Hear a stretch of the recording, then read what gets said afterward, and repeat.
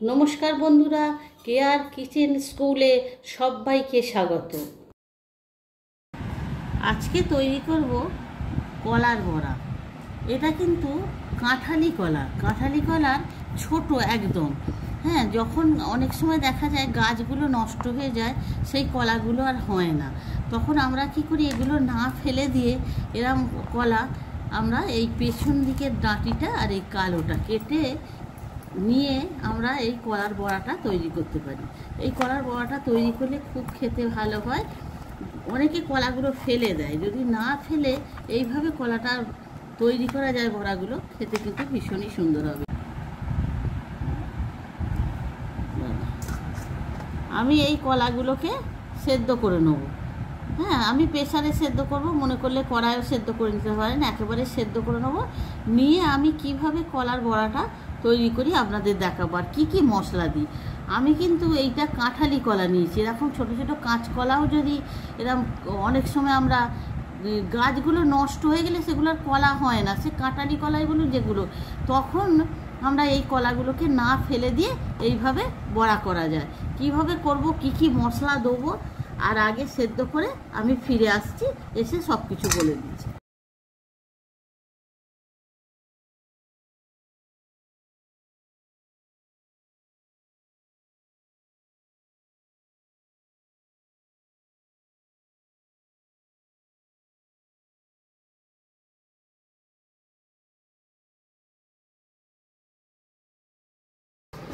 এই কলার বড়াটা তৈরি করার জন্য আমি এই দেখুন কাঁচা লঙ্কা দিয়েছি মশলার মধ্যে।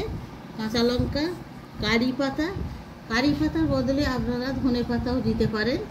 আর এই রসুন কুচি, আদা কুচি, দেখতে পাচ্ছেন দুটো একসঙ্গে, রসুন কুচি, আদা কুচি আর কাঁচা লঙ্কা। আর এতে একটু আমি ভাজা মশলা দেবো, অল্প একদম পরিমাণ।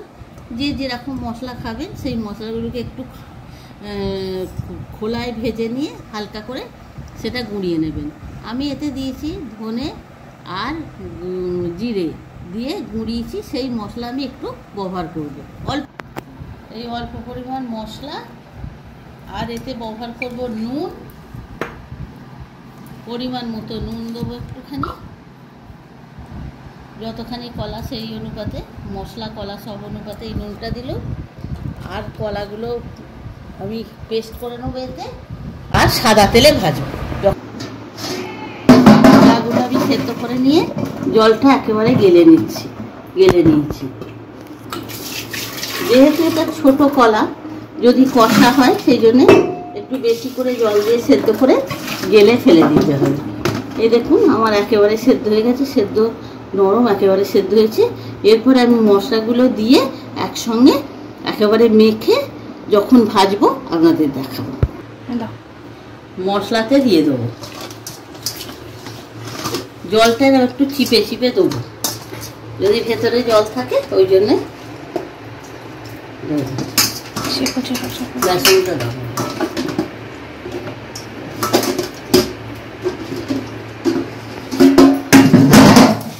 এইবারে এতে অল্প পরিমাণ বেসন দেবো। এখন আগে একটু মেখে নিচ্ছি। দেখুন এরকম করে খোলাগুলো একসঙ্গে এরকম মেখে নিতে, খোলাগুলো এইভাবে একেবারে মাখলে দেখবেন হাতে করেই হয়ে যাবে। দেখুন একেবারে মিহি হয়ে যাবে, এইভাবে মেখে নিতে হবে। মেখে নিয়ে একটু বেসন দিয়ে তারপরে ভাজবো। এবার কিছুটা পরিমাণ পেঁয়াজ এর ভেতরে আমি এই মাখাটার ভেতরে দিয়ে দেবো, আর দেবো একটু পরিমাণ মতন বেসন।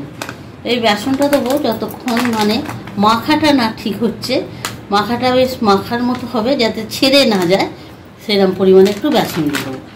আর যদি বোঝা যায় যে ঝালটা একটু কম হবে, হ্যাঁ, তখন একটুখানি শুকনো লঙ্কা ব্যবহার করতে পারেন। আমি একটুখানি শুকনো লঙ্কা দিলাম, দিয়ে এইবারে আমি এগুলোকে ভালো করে হাতের সাহায্যে মেখে নেব। বড়াটা মুচমুচে হওয়ার জন্য একটুখানি চালের গুঁড়ো দিয়ে দিল, চালের গুঁড়ো, একটু বিস্কুটের গুঁড়ো, এইগুলো দিলে এই কলার বড়াটা ভীষণ মুচমুচে হবে এবং ভীষণ খেতে ভালো হবে। 2 চামচ আমি চালের গুঁড়ো ইউজ করলাম, আর একটুখানি বিস্কুটের গুঁড়ো আমি এখানে ইউজ করব।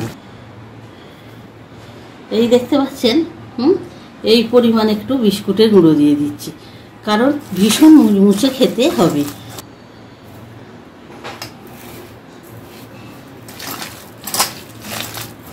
ঠিক এইরকম হবে, দেখতে পাচ্ছেন এই মাখাটা এমন হয়েছে ছেড়েও যাবে না, ছাড়বে না, যে ছেড়ে যাবে তা নয়, ছেড়ে যাবে না। এইবারে আমি সাদা তেল দিয়ে, যদি মনে করেন অল্প তেলে ভাজবেন অল্প তেলেও ভাজতে পারেন, আবার বেশি তেলে ভাজলেও ভাজতে পারেন।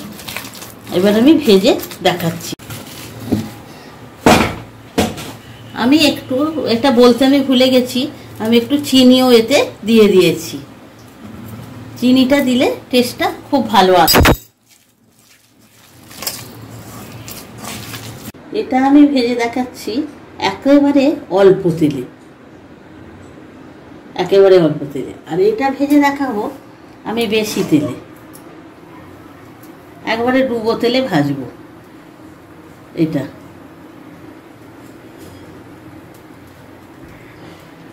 এটা ডুবো তেলে ভাজবো, আর ওটা একেবারে অল্প তেলে ভাজবো।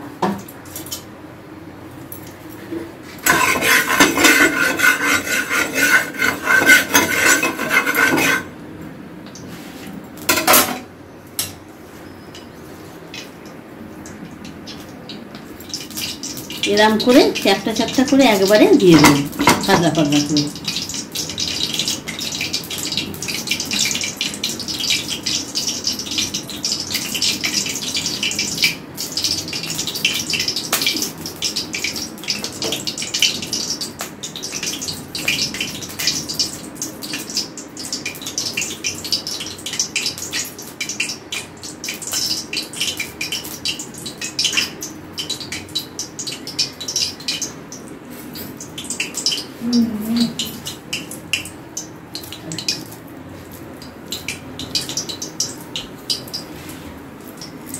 এরকম হাতের সাহায্যে এরকম চেপে, একটু এরকম চেপে দিলেই দেখুন একেবারে উঠে যাবে।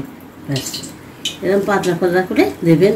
এইগুলো হচ্ছে একদম অল্প তেলে ভাজবো বলে এইগুলো একটু এরকম চাপা দিয়ে দেবো। ব্যাস, চাপা দিয়ে তেলে ভাজবো, ওই একইভাবে গড়বো, হাতে করে এরকম করে নিয়ে এইবারে আমি ছেড়ে দেবো। ব্যাস, একটু একটু ডিপ ফ্রাই করবো। আর ওগুলো একটু হালকা একেবারে, মানে তেল কম দিয়ে দিয়ে সেকে সেকে ভাজবো। যারা ডায়েট করছেন তাদের ওটা খাওয়া যাবে, খেতে ভালোই লাগবে ওটাও।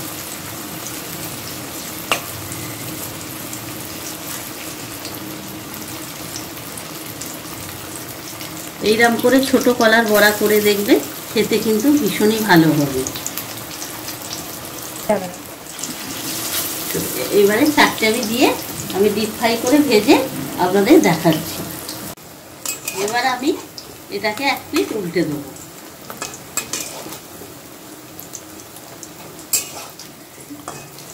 উল্টে দিয়ে একবারে ভাজা হলে আবার দেখাচ্ছি। দেখুন এটাকে এবারে উল্টে দিচ্ছি আস্তে আস্তে।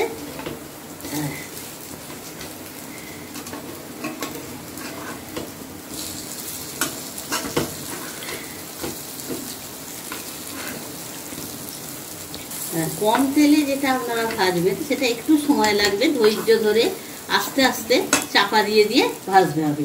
এই আমি এক পিস উল্টে দিল, আবার চাপা দিয়ে রেখে দিচ্ছি। এবং এটাকে একেবারে লো আঁচে করবেন, তাহলে ভালো হবে খেতে। আর এটাকে মাঝারি আঁচে দেবেন, মাঝারি গ্যাসটা করে দিলেই হবে। আর ওটা একেবারে লোয়ে দিয়ে আমি ভাজছি, কারণ ওটা একটু ধৈর্য লাগবে এবং সময় লাগবে অনেকক্ষণই। আমার এগুলো একদম হয়ে গেছে, লাল লাল করে ভাজা হয়ে গেছে। এবার এগুলোকে আমি তুলে নেব। কিরম মুচমুচে হয়েছে আপনাদের দেখাচ্ছি। এই দেখুন একেবারে মুচমুচে হয়েছে, যেহেতু আমি চালের গুঁড়ো আর বিস্কুটের গুঁড়োগুলো দিয়েছি, তার জন্যে এত মুচমুচে হয়েছে। এইবারে আমি সবগুলো ভেজে আপনাদের দেখাচ্ছি। দেখুন এগুলো একেবারে শক্ত শক্ত দেখতে পাচ্ছেন হয়ে গেছে। এইগুলো শ্যালো ফ্রাই করেছি বা অল্প তেলে এগুলো ভেজে নিয়েছি। এগুলো খেতে কিন্তু ভীষণ ভালো হবে। সবগুলো আমি তুলে দেখাচ্ছি। ব্যাস, এইগুলো হচ্ছে শ্যালো ফ্রাই।